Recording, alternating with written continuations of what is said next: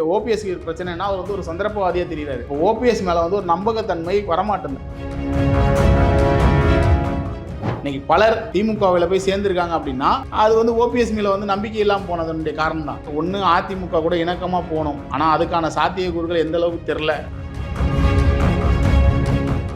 திமுகவில் அடிப்படை உறுப்பினரை வந்து திமுகவுக்கு விசுவாசமா இருக்கக்கூடியவர்களுடைய நிலைமை என்னன்றது மிகப்பெரிய கேள்விக்குறியாகுது. திமுகலே காலங்காலமா இருக்கிறவனோட நிலைமை என்ன? ஒரு பக்கம் வாரிசு அரசியலை ஊக்குவிக்கிறன்ற பேர்ல இப்ப நேருவோட பையன் விஜய் அவர்கள்ட்ட இருக்கக்கூடிய ஒரு பெரிய பிரச்சனை மக்களை சந்திக்கிறதுல அவருக்கு இருக்கக்கூடிய ஒரு சுணக்கம். தொண்டர்களை கட்டுக்கோப்பா வச்சுக்க வேண்டியது உங்களோட பிரச்சனை. உங்க தொண்டரையே உங்களால் கட்டுக்கோப்பா வச்சுக்க முடியும்னா நாளைக்கு ஒரு நாட்டை எப்படி நீங்க வழி நடத்துவீங்கன்னு மக்களுக்கு பயனளிக்கிறது இருந்தால் அதை எந்த கட்சி பார்த்தாலும் பாரபட்சம் பார்க்காம செய்ய வேண்டியது அவங்களோட கடமை. அவர் அதுதான் சொல்றாரு. பெண்களுடைய வாழ்வு நீங்கள் 1000 ரூபா கொடுத்தீங்க, இப்போ அவங்க 2000 ரூபா கொடுக்குறேன்றாங்க. டிஎம்கே ஆட்சிக்கு வந்துச்சு, கிட்டத்தட்ட அனைத்து மகளிருக்கும் 1000 ரூபா கொடுக்குறேன்னு நீங்கள் கொண்டு வந்தாங்களா இல்லையா? கடைசியில் என்ன சொன்னாங்க? தகுதி உள்ளவர்கள் தான் கொடுப்பாங்க. அப்போ தகுதியை யார் நிர்ணயிக்கிறது?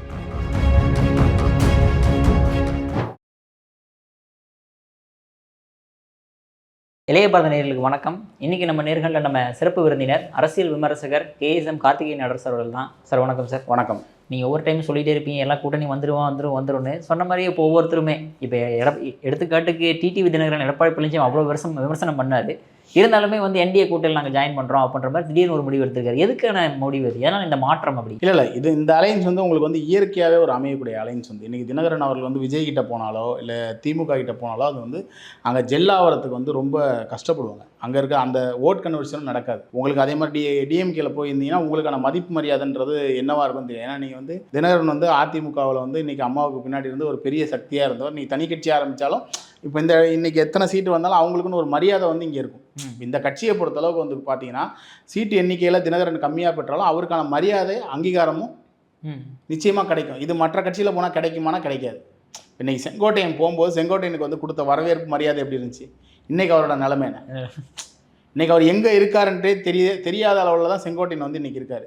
அப்போ இதுதான் வந்து விஜய் கட்சிக்கு போகிறவங்களோட நிலைமை. நம்ம அதான் சொன்னோம், அங்கே போனால் அவங்களால ஜொலிக்க முடியாது. அங்கே விஜயை தவிர வேறு யாருமே கண்ணுக்கு தெரிய மாட்டாங்க. ஏன்னா போனால் எல்லாருமே விஜய்க்கு பின்னாடி மறைஞ்சிடறாங்க. ஏன்னா விஜயோட புகழ் அவ்வளோ பெருசாக இருக்குது. அப்போ அங்கே போனால் வாய்ப்பு கிடையாது. திமுகவை பொறுத்தல அது வந்து ஏற்கனவே ஓவர்லோடு, சுமக்க முடியாத பாரத்தை அந்த கட்சி சுமந்துக்கிட்டு இருக்குது. அப்போ நீங்கள் அங்கே போனாலும் உங்களுக்கான வாய்ப்பு வந்து ஒரு பெரிய கேள்விக்குறியாக இருக்கும்.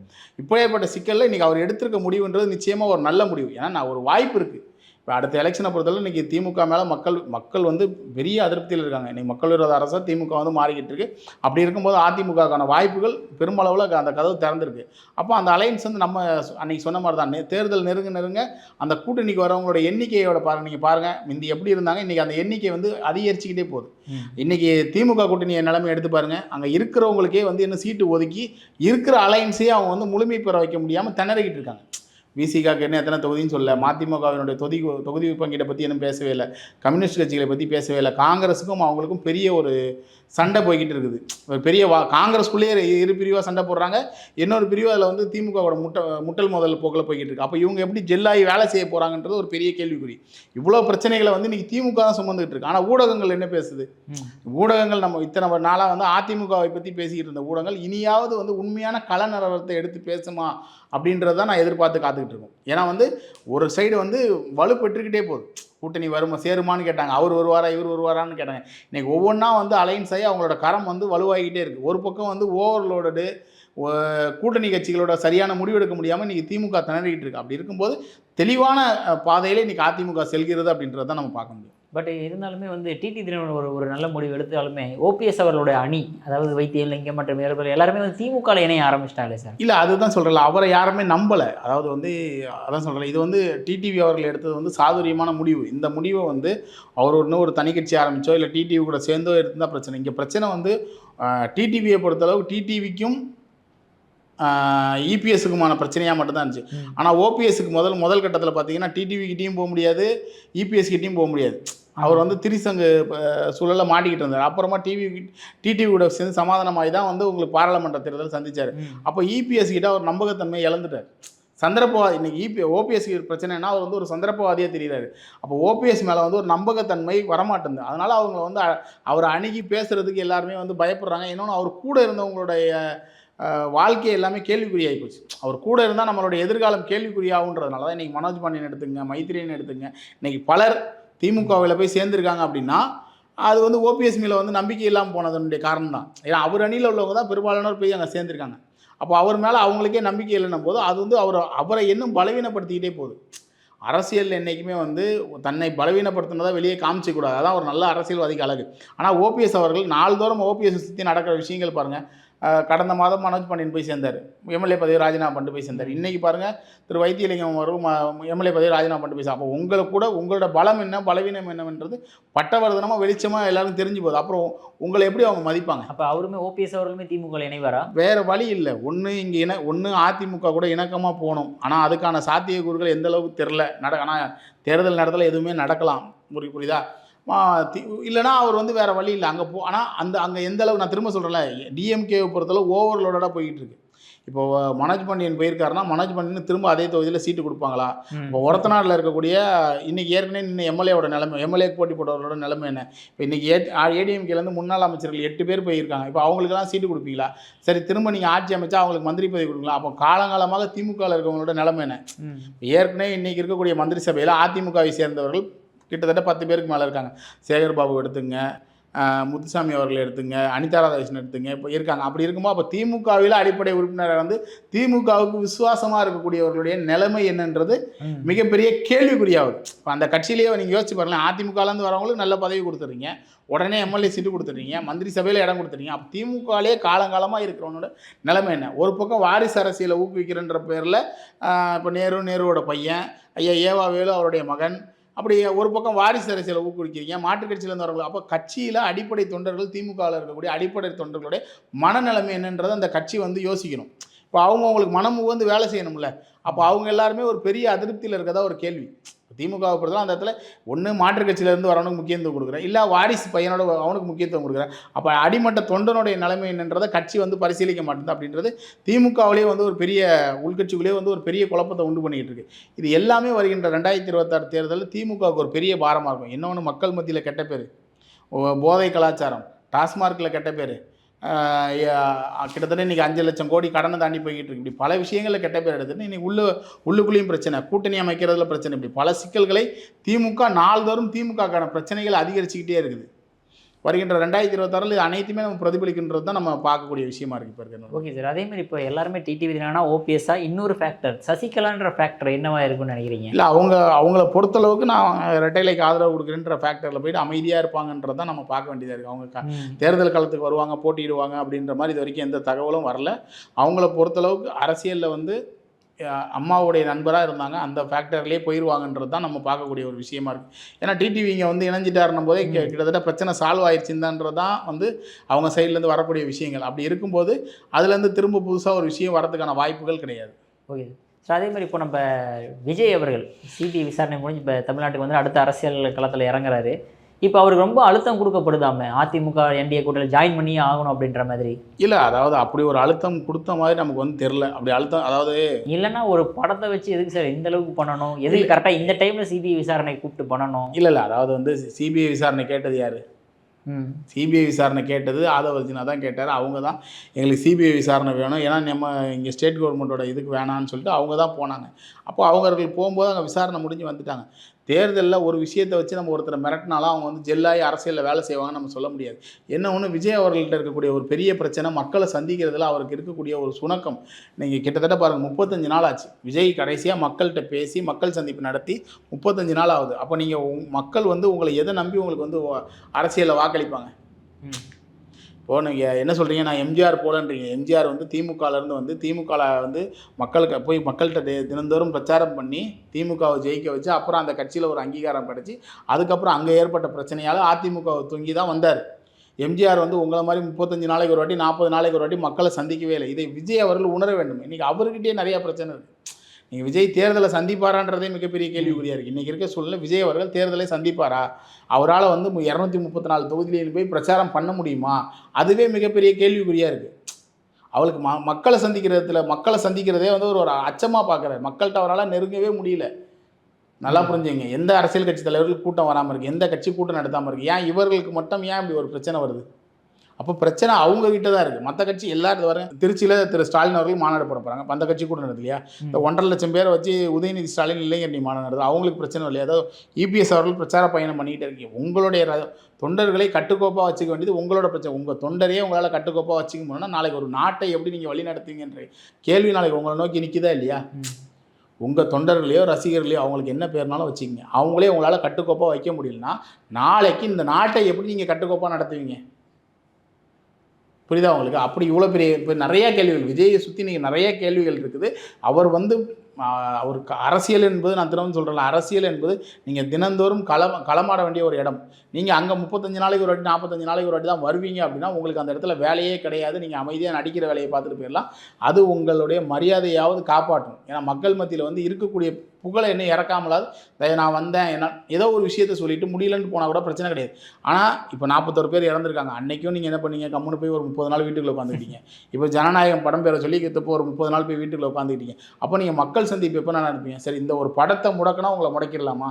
அவ்வளோ பலவீனமான ஆளா நீங்கள்? இப்போ அடுத்த கேள்வி வருதில்ல, ஒரு படத்தை முடக்கினால் விஜயை முடக்கிட முடியுமா? அப்போ நீங்கள் அவ்வளோ பலவீனமான ஆளான்ற கேள்வி வருதா இல்லையா?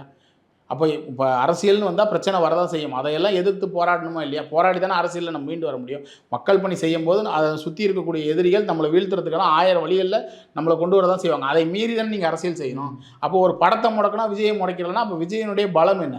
அந்த கேள்வி வருதா இல்லையா? அப்போ இவ்வளோ கேள்விகள் அவரை சுற்றி இருக்குது.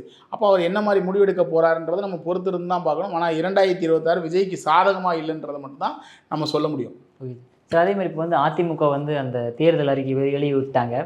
எல்லாருமே திமுகவினர் என்ன சொல்கிறாங்க அப்படின்னா, எங்களை பார்த்து அப்படியே காப்பி அடிக்கிறது தான் அதிமுகவோட வேலையாக இருக்குது. அதை தான் இப்போ வெளியிட்டிருக்காங்க. இல்லை, அதாவது அப்படிலாம் சொல்ல முடியாது. அப்படி பார்த்தா லேப்டாப் அம்மா அவர்கள் கொடுத்தது தான். புரட்சி தலைவி ஜெயலலிதா அவர்கள் தான் லேப்டாப் கொடுக்குற திட்டத்தை அறிமுகப்படுத்துறாங்க. அப்புறம் நீங்கள் ஏன் அதை செஞ்சீங்க? ஒரு திட்டம் மக்களுக்கு பயனளிக்கிறது இருந்தால் அதை எந்த கட்சி பார்த்தாலும் பாரபட்சம் பார்க்காம செய்ய வேண்டியது அவங்களோட கடமை. அவர் அதுதான் சொல்கிறார். பெண்களுடைய வாழ்வு நீங்கள் 1000 ரூபா கொடுத்தீங்க, இப்போ அவங்க 2000 ரூபா கொடுக்குறேன்றாங்க. நீங்கள் அவராவது +2 படிக்கிற பசங்களுக்கு வரைக்கும் லேப்டாப் கொடுத்தா இன்றைக்கி ஊடகத்தில் தான் பேசிக்கிட்டு இருக்கும்போது நீங்களாவது இன்றைக்கி ஓட்டு போடுறவங்களுக்கு தான் லேப்டாப் கொடுக்குறீங்க. மக்களுக்கு செய்ய வேண்டிய நலத்திட்ட உதவிகளில் செய்கிறதுல நம்ம எந்த குறைபாடும் சொல்லவே இல்லை. எப்படி செய்ய போகிறீங்க? எந்த மாதிரி விஷயத்தில் எவ்வளோ விரைவாக செய்ய போகிறீங்க? இப்போ யார் ஆட்சிக்கு வந்தாலும் இப்போ இன்றைக்கி டிஎம்கே ஆட்சிக்கு வந்துச்சு, கிட்டத்தட்ட அனைத்து மகளிருக்கும் 1000 ரூபா கொடுக்குறேன்னு நீங்கள் கொண்டு வந்தீங்க. கொண்டு வந்தாங்களா இல்லையா? கடைசியில் என்ன சொன்னாங்க? தகுதி உள்ளவர்கள் தான் கொடுப்போம். அப்போ தகுதியை யார் நிர்ணயிக்கிறது? இப்போ இவங்க என்ன சொல்கிறாங்க? எல்லா அனைத்து ரேஷன் அட்டைதாரர்களுக்கும் நாங்கள் கொடுப்போம் அப்படின்னு சொல்லி ரேஷன் அட்டையில் 2000 ரூபா கொடுப்போம் அவங்க வாக்குறுதி கொடுக்குறாங்க. விஷயம் மக்களுக்கு அது போய் சேருதா? மக்கள் அதன் மூலம் பயனடைகிறாரா அப்படின்றது தான் இன்றைக்கி நம்ம பார்க்கக்கூடிய விஷயம். ஏன்னா இன்றைக்கி பொருளாதாரத்தில் இன்றைக்கி நிறையா இடத்துல இன்றைக்கி ஏழை எளிய மக்கள் இன்றைக்கி நசுங்கிட்டு இருக்காங்க. இப்போது உதாரணத்துக்கு ஒரு மின் கட்டணம் நம்ம 100 யூனிட் எதுக்கு ஃப்ரீயாக கொடுத்தாங்க? ஏன்னா மக்களுடைய பலுவை குறைக்கிறதுக்காக அரசாங்கம் ஒரு சில உதவிகளை ஏழை எளிய மக்களுக்கு செய்கிறாங்க. அப்போ அது அவர்கள் பயனடையும் போது பொருளாதாரத்தில் அடித்தட்டில் இருக்கவங்க மேலே வரதுக்கு அது உதவி பண்ணும். இன்றைக்கி ஒரு 1000 ரூபா 2000 கொடுக்குறாங்கன்னா இன்றைக்கி அந்த வீட்டில் வறுமை கோட்டிலேருந்து ஒருத்தர் மேலே வரத்துக்கோ இல்லை அந்த குடும்பத்தில் இருக்கவங்களோட ஒரு படிப்பு செலவுக்கோ இல்லை உணவு தேவைக்கோ பயன்படும். ஒரு வறுமை கோட்டிலேருந்து ஒரு குடும்பம் மேலே வரத்துக்கு அரசாங்கம் செய்யக்கூடிய சின்ன சின்ன உதவிகள் அந்த குடும்பத்தை வறுமை கோட்டிலேருந்து மேலே கொண்டு வரதுக்கான ஒரு உதவியாக இருக்குது. இதான் அரசாங்கம் செய்யக்கூடாது. நான் செஞ்சால் நீ செய்யக்கூடாதுன்னு எந்த எதுவும் கிடையாது. அப்படி பார்த்தா பல திட்டங்கள் அதிமுக செயல்படுத்திய திட்டங்களை இன்றைக்கி அவங்க செஞ்சுட்ருக்காங்க. இப்போ பெருந்தலைவர் காமராஜர் மதிய உணவு போட்டார். கலைஞர் வந்தோன்னா அதை எம்ஜிஆர் அதை சத்துணவு திட்டமாக போட்டார். கலைஞர் முட்டையை போட்டார். ஆனால் இன்றைக்கி அது எப்படி மக்களுக்கு பயன்படுதா இல்லையா? அதை பார்த்து காலை உணவு திட்டம் யார் போடுறா? ஸ்டாலின். ஆனால் அதனுடைய முன்னோடி யார்? பெருந்தலைவர் காமராஜர். பெருந்தலைவர் காமராஜரால் கொண்டு வரப்பட்ட உணவு திட்டத்தை இன்றைக்கி எல்லாரும் பின்பற்றுறாங்களா? ஒரு திட்டம் நல்ல திட்டமாக இருந்தால் அதை மற்றவங்க ஃபாலோ பண்ணுறதுல தப்பு கிடையாது. அதன் மூலமாக மக்கள் என்ன மாதிரி பயனடைகிறாங்கன்றதை மட்டும்தான் நம்ம பார்க்கணும். அது மட்டும் தான் கடைசியில் நிற்குமே தவிர்த்து இப்போ ஒன்றுமே இல்லை. நீங்கள் 5 லட்சம் இன்றைக்கி நம்ம திமுகவை பார்த்து என்ன கேட்குறோம்? 5 லட்சம் கோடி வாங்கின என்ன செஞ்சுன்னு தான் கேட்குறோம். எங்கே வளர்ச்சி திட்டம் கொண்டு வந்திருக்கு? எத்தனை தொழிற்சாலை கொண்டு வந்திருக்கு? அது மூலமா எத்தனை பேருக்கு வேலை கிடச்சிருக்கு? எத்தனை தொழில் நிறுவனங்கள் முதலீடு பண்ணியிருக்குன்னு கேட்டோம். இது வரைக்கும் யாரும் பதில் சொல்ல மாட்டாங்களே. 5 லட்சம் கோடி வாங்கி நீ என்ன பண்ணுன்ற விஷயத்திற்கு திமுகவை சேர்ந்த யார்கிட்டையுமே பதில் இல்லையே. புரியுதா உங்களுக்கு? நீங்கள் வாங்கி இப்போ எடப்பாடி என்ன சொல்கிறாரு? நான் கொரோனா காலகட்டத்தில் எங்களால் திறமையாக நிர்வாகம் பண்ண முடியும், இன்றைக்கி சீரடைஞ்சிட்டு இருக்குது தமிழ்நாடு, எங்களால் கொடுக்க முடியும்னு அவர் கொடுக்குறாரு. அவருடைய சாமர்த்தியம். நீ 3000 கொடுக்க முடிஞ்சால் கொடு. இல்லை இப்போ சார் அவங்க 1000 ரூபா கொடுக்குறாங்க, லேப்டாப் கொடுக்குறாங்க, லேடிஸ்க்கு ஃப்ரீ பஸ் கொடுத்தாங்க. அப்போ என்ன வாதம் வைக்கப்பட்டுச்சு அப்படின்னா, இவ்வளோ ஃப்ரீயாக கொடுத்தீங்கன்னா அப்புறம் கடனில் தானே தமிழ்நாடு இருக்கும் அப்படின்ட்டு. இப்போ எடப்பாடி பழனிசாமி வரும்போது 2000 ரூபா கொடுக்குறாரு, ஆண்களுக்கும் இலவச பேருந்து கொடுக்கும்போது இன்னும் கடன்கள் அதிகமாக தானே செய்யும். அப்புறம் அதாவது இலவசம் எப்படி சொல்கிறதுனா வந்து இன்றைக்கி ஒரு குடும்பம் அதாவது சொல்கிறல ஏழ்மையில் உள்ள ஒரு குடும்பத்தை மேலோக்கு கொண்டு வரதுக்கான கொடுக்கக்கூடிய எந்த இலவசங்களும் தவறு கிடையாது. இப்போ நான் சொல்கிறேன் ஒரு விஷயம் சொல்கிறேன், அரசு பள்ளியில் படிக்கக்கூடிய மாணவர்களுக்கு தான் என்ன பண்ணுறாங்க, மடிக்கணினி கொடுக்குறாங்க. அதை நீங்கள் வந்து கடனாவோ சுமையாவோ பார்த்தீங்கன்னா அப்போ அந்த குடும்பத்தில் இருக்கக்கூடிய பிள்ளைகளுடைய வாழ்வாதாரத்தை நம்ம எப்படி உயர்த்த முடியும்? இப்போ நீங்கள் மெட்ரிகுலேஷனில் படிக்கிறவங்களுக்கோ சிபிஎஸ்சியில் படிக்கிறவங்களுக்கோ அவங்க கொடுக்குறது கிடையாது. அரசு பள்ளியில் பயிலக்கூடிய மாணவங்களுக்கு அம்மா அவர்கள் காலத்தில் லேப்டாப் கொடுக்கப்படுது. இன்றைக்கி டிஎம்கேவாவது 3வது வருஷம் படிக்கிறவங்களுக்கு தான் கொடுக்கும். அப்போ ஒரு ஏழை மாணவனுடைய கல்வித்தரத்தை உயர்த்துறதுக்காக அரசு செய்யக்கூடிய செலவினங்களை நம்ம வந்து ஒரு கடன் வாங்குறதாவோ இதாவோ பார்க்கக்கூடாது. என்ன ஒன்றுன்னா இவங்க வாங்கின கடன் என்ன பண்ணாங்கன்னு நம்ம கேட்குறோம். இப்போது கொரோனா காலத்தில் கூட இவ்வளோ கடன் வாங்கலையே. கொரோனா காலத்தில் கூட அரசு ஊழியர்களுக்கு சம்பளம் போடுறதுக்காகவோ வரிப்பணம் வராத காலத்துலேயோ டேக்ஸ் வராத காலத்துலேயோ கூட இவ்வளோ கடன் வாங்கலை. இவங்க இந்த கடனை வாங்கி என்ன பண்ணாங்கன்னு தானே கேட்குறோம். அப்போ அந்த காலத்திலே திறமையாக வந்து ஆட்சி நடத்தினவர் தானே எடப்பாடி. அவங்க அதை தான் கேட்குறாங்க. நாங்கள் அந்த நேரத்திலே நாங்கள் வந்து திறமையாக ஆட்சி நடத்தினோம், இவ்வளோ கடன் நாங்கள் வாங்கவே இல்லை, நீங்கள் வந்து இவ்வளோ கடன் வாங்கி வச்சுருக்கீங்க, என்ன பண்ணீங்க? கடன் வாங்கி நீங்கள் என்ன பண்ணீங்க? கடன் வாங்கி இப்போ இலவசங்கள் கொடுக்குறதா இவங்க சொல்கிறீங்கல்ல, கடன் வாங்கி நீங்கள் இலவசங்களை மட்டும் தான் கொடுத்தீங்களா? அப்போ அதுக்கு கூட இவ்வளோ செலவாகாதேன்றாங்க. ஏன்னா இப்போது பால் விலை ஏற்ற மாட்டேனாங்க. பால் விலை கிட்டத்தட்ட 11 ரூபா ஏற்றிருக்காங்க. பால் விலை 11 ரூபா, ஒரு பேக்கெட்டுக்கு 11 ரூபா. பால் விலை மட்டும் 11 ரூபா ஏற்றிருக்காங்க. பால் விலை மட்டும். இப்படி எல்லா விஷயத்துலையும் வரி உயர்வு பண்ணியிருக்காங்க. இபி மின்சார கட்டணம் 3 உயர்த்திருக்காங்க. எல்லா விஷயத்துலையும் நீங்கள் வந்து விலைவாசி உயர்வை ஒரு உச்சத்துக்கே நீங்கள் கொண்டு போயிருக்கீங்க. அப்போ இவ்வளோ விஷயங்கள் விலைவாசி உயர்வையும் ஏற்படுத்தி இத்தனை லட்ச ரூபா கடனும் வாங்கி நீங்கள் மக்களுக்கு என்ன பண்ணீங்கன்றது தான் அவங்க கேட்கக்கூடிய கேள்வியாக இருக்குது. அதற்கு வந்து திமுக காரங்கிட்ட பதில் கிடையாது. அதற்கு போய் இவங்க லேப்டாப் 5 வருஷமாக கொடுத்துருந்தா கூட நாங்கள் கடன் வாங்கி லேப்டாப் கொடுத்தோம்னு சொல்லலாம். இவங்க 5 வருஷமாக கொடுத்தாங்களா? எலெக்ஷனுக்கு வரப்போது, அதனால் இப்போ 2 மாதம் முன்னாடி கொடுக்குறேன். எலெக்ஷன் வரப்போது இப்போ 2 மாதத்துக்கு முன்னாடி கொடுக்குறேன். சரி, பொங்கலுக்கு வந்து சென்ற ஆட்சியில் இருக்கும்போது என்ன சொன்னீங்க? 5000 ரூபா கொடுன்னு கேட்டல, நீ ஆட்சிக்கு வந்தோன்னு கொடுத்தியா? கொடுக்கல. 4 வருஷமாக கொடுக்கல. கடைசி வருஷம் இந்த வருஷம் தான் கொடுக்குறேன். அப்போ எல்லாத்தையுமே வந்து தேர்தலுக்கான விஷயமா பார்க்காம மக்களுக்கு செய்யக்கூடிய விஷயமா யார் பார்க்குறாங்க, நமக்கு அது மூலயமா பயன் கிடைக்குமான்றது நம்ம சொல்கிறத விட, இப்போ நம்ம வந்து ஒரு மக்கள் மனநிலைமை இருக்கிறது நம்ம பேசுகிறோம். ஆனால் மக்கள் ஓட்டு போடும்போது எனக்கு இது தேவை, இதன் மூலயமா பாரம் இருக்கா இல்லையான்றது அவங்க அலசி ஆராய்ந்து தான் ஓட்டு போடுவாங்க. அப்போ அது வந்து இப்போ இன்றைக்கி இந்த 2000 ரூபான்றது நிச்சயமாக பெண்கள் மத்தியில் அது ஒரு பெரிய விஷயமா பேசப்படும். கண்டிப்பாக. ஏன்னா இன்றைக்கி 1000 ரூபா வாங்கிட்டு இருக்காங்க, நமக்கு 2000 ரூபா கிடைக்கிறாங்கன்னு நிச்சயமாக நான் திரும்ப சொன்ன அதே விஷயத்தை சொல்கிறேன். அவர் வறுமையில் இருக்கக்கூடிய குடும்பம் கொஞ்சம் மேலே வரதுக்கான உதவியாக இருக்கும். ஓகே சார், இப்போ 1000 ரூபா கொடுக்கும்போது என்ன சொல்கிறீங்க அப்படின்னா, அந்த 1000 ரூபா எங்கே போகுது? டாஸ்மாக் தான் போகுது அப்படின்றீங்க. அப்போ 2000 கொடுத்தா டாஸ்மாக் போக இல்லை. நான் எதிர்பார்க்குறேன் நிச்சயமாக அதிமுகவினுடைய தேர்தல் அறிக்கையில் டாஸ்மார்க்கை படிப்படியாக மூடுவதற்கான நிச்சயம் ஏதாவது வழிமுறைகளை அவங்க கொண்டு வருவாங்க. ஏன்னா கடந்த காலங்களில் அதை செஞ்சுருக்காங்க. இப்போ நம்ம இப்போ டிஎம்கே வந்து அதை சொல்லிவிட்டு அதை கண்டுக்காமல் போனாங்க. ஆனால் அதிமுக கிட்டத்தட்ட 500 கடைகளை மூடினாங்க. அதை மாதிரி நிச்சயமாக படிப்படியாக மதுவிலக்குக்கான ஏதாவது ஒரு விஷயத்தை அதிமுக தேர்தல் அறிக்கையில் கொடுப்பாங்கன்றதை நான் என் மனசு நான் நம்புகிறேன். அது எப்படி வருதுன்றதை நம்ம பார்ப்போம். ஏன்னா நிச்சயமாக அதற்கான வழிமுறைகளை அவங்க கடந்த காலங்களில் செஞ்சுருக்காங்க. அதனால் நம்ம நம்புகிறோம். புரியுதா உங்களுக்கு? நான் என்ன சொல்கிறேன்னா, குறைஞ்சபட்சம் ஒரு தொகுதிக்கு ஒரு கடையை மூடுறேன்னா கூட வருஷத்துக்கு 250 கடையை மூடலாம். வருஷத்துக்கு 250 கடையை மூடலாம். நான் 5 வருஷம் ஆட்சி முடியறதுக்குள்ள 1250 கடையை மூடலாம். அப்படிப்பட்ட ஏதாவது ஒரு தேர்தல் வாக்குறுதிகளை அதிமுக தர வேண்டும். 2 பேருமே தரலாம், தப்பே கிடையாது. தொகுதிக்கு ஒரு கடையை மூடுறதுனால எந்த ஒரு நஷ்டமும் அரசாங்கத்துக்கு வராது. 234 தொகுதி, வருஷத்துக்கு நாங்கள் தொகுதியில் ஒரு கடையை மூடுறோம். புது கடைகளை நம்ம திறக்கவே மாட்டோம். இனிமேல் புது கடைகளை திறக்கவே மாட்டோம். ஆனால் வருஷத்துக்கு ஒரு கடையை மூடுறோம். இப்படி நாங்கள் மதுவிலக்கை படிப்படியாக தமிழ்நாட்டில் கொண்டு வரோம்னு சொல்லி நிச்சயமாக தேர்தல் வாக்குறுதிகளை எல்லா கட்சியுமே கொடுக்கணுன்றது நம்ம சாதாரண மக்களாக இருந்து நம்ம வந்து அரசியல் கட்சிகளுக்கு வைக்கக்கூடிய கோரிக்கையாக கூட இந்த உங்கள் ஊடகத்தை நான் பயன்படுத்திக்கிறேன். ஏன்னா வந்து படிப்படியான மதுவிலக்கு அப்படி தான் கொண்டு வர முடியும். இன்றைக்கி ஒரு 4500 கடை 5000 கடை இருக்குன்னா ஒரே நாளில் மூட முடியாது. வருஷத்துக்கு ஒரு கடையை மூடுங்க. கிட்டத்தட்ட 234 தொகுதி 250 கடையாச்சு. 5 வருஷத்தில் 1250 கடையை மூடிடலாம். அடுத்த 5 வருஷம் கிட்டத்தட்ட ஒரு 20 வருஷத்தில் லாங் டேர்மாக பார்த்தீங்கன்னா ஒரு 20 வருஷத்தில் மதுவில்லாத தமிழகத்தை நோக்கி நம்ம பயணிக்க முடியும். அப்படி ஒரு லாங் டேர்ம் பிளானாவது போடுங்க. ஷார்ட் டேர்ம் பிளான் தான் போட மாட்டீங்க. ஒரு லாங் டேர்ம் பிளானாவது போட்டு மதுவில்லாத தமிழகத்தை நோக்கி அரசியல் கட்சிகள் பயணிக்க வேண்டும் என்பது இந்த நேரத்தில் நம்ம அவங்களுக்கு ஒரு கோரிக்கையாகவே வைக்கிறோம். அது எந்த அரசியல் கட்சி தெரிஞ்சாலும் அது வந்து மக்கள் மத்தியில் வரவேற்கப்படும். அதாவது ஒட்டு மொத்தமாக நீங்கள் மதுவை ஒழிப்பீங்கன்னா அவங்க கோவப்படுவோம். மதுப்பிரியர்கள் கோவப்படுவாங்க. நம்ம என்ன சொல்கிறோம், வருஷத்துக்கு ஒரு கடை, தொகுதிக்கு ஒரு கடையை மூடுறேன், 5 வருஷம் 1250 கடையை மூடுறேன். மக்களுக்கு பெண்கள் சந்தோஷப்படக்கூடிய விஷயத்தை எந்த அரசியல் கட்சி செஞ்சாலும் ஓட்டு வங்கி நிச்சயமாக வாக்கு வங்கி அவங்களுக்கு உயரும். இது போன்ற விஷயங்களை தேர்தல் வாக்குறுதியில் அரசியல் கட்சிகள் தர வேண்டும் என்பதை உங்கள் சேனல் மூலமா நான் வந்து அரசாங்கத்துக்கு, எந்த அரசாங்கமாக இருந்தாலும் செய்யுங்க, இதை ஒரு கோரிக்கையாகவே நான் வைக்கிறேன். கடைசி ஒரு கேள்வி சார், இப்போ நேரு அவர் மேலே வந்து எஃப்ஐஆர் போடுங்கன்னு சொல்லியும் போடல. அடுத்து இடி வந்து போய் இன்னும் மேற்கொண்டு பல குற்றச்சாட்டுகளை வைக்கிறாங்களே சார், ஏன் எதுவுமே கண்டுக்க மாட்டாங்க? இல்லை, அதாவது ஒட்டுமொத்த திமுக ஆட்சியிலையுமே வந்து நிறையா பேர் மேலே ஊழல் குற்றச்சாட்டுகள் வந்துக்கிட்டே இருக்குது. கக்கூஸ் ஊழல் 1000 கோடி பேசிக்கிட்டு இருக்காங்க.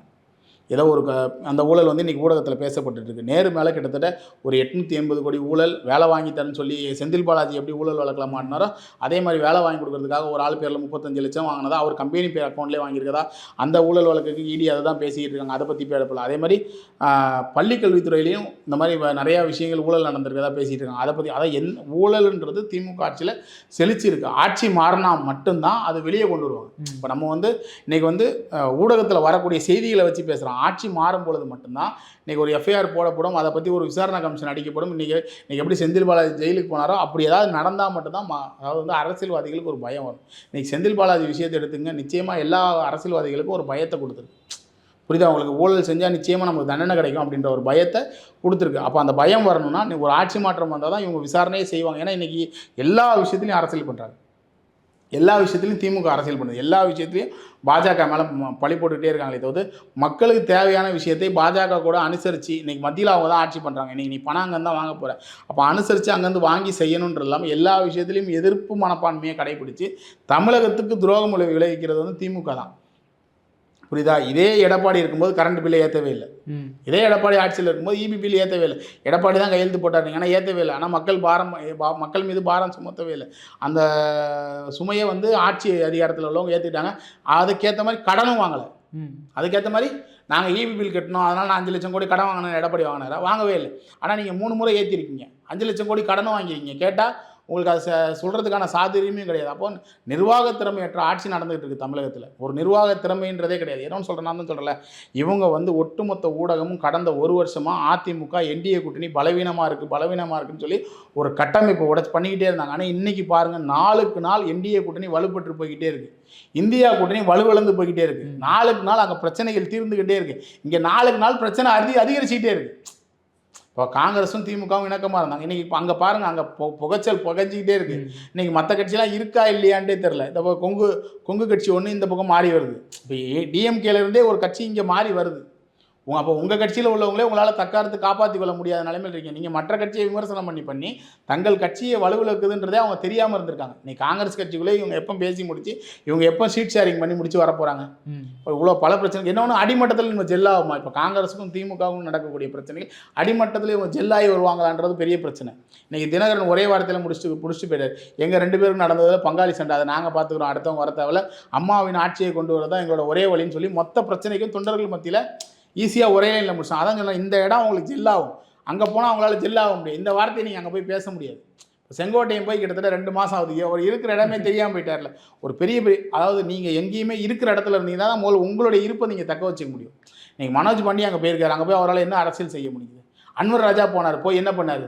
மைத்ரேயன் போனார், போய் என்ன பண்ணார்? அப்போ அவங்க போன எல்லாருமே நீங்கள் புதுசாக ஒரு இடத்துக்கு போகும்போது அங்கேருந்து நீங்கள் ஜெல்லாகி அங்கே இருக்கிற ஆளுங்க கூட பழகி நீங்கள் மேலே வரத்துக்குள்ளே இங்கே வேலை முடிஞ்சு போயிடும், எலெக்ஷனே முடிஞ்சு போயிடும். அப்போ நீங்கள் இவங்க எல்லாருமே ஜெல் ஆகணும். நீங்கள் ஏடிஎம்கேலேருந்து போன எல்லாரும் முதல்ல அங்கே ஜெல் ஆகணும். இப்போ அங்கே பிரச்சனை வரும்.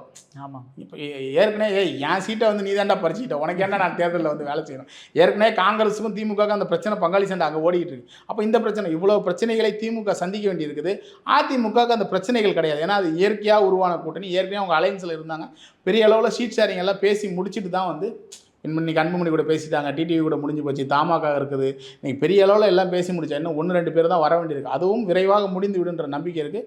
2026 தேர்தல் மக்கள் கையில் இருக்குது. மக்கள் தீர்ப்பளிப்பார்கள், நல்ல தீர்ப்பளிப்பார்கள் என்பதை நம்ம நம்புகிறோம். வெயிட் அண்ட் சீன் பார்ப்போம். ஓகே சார், சொன்ன மாதிரி வெயிட் அண்ட் சீ பண்ணுவோம் சார். உங்கள் பொண்ணு நேரத்தில் இளைய ஒதுக்குனதுக்கு மிக்க நன்றி சார். நன்றி.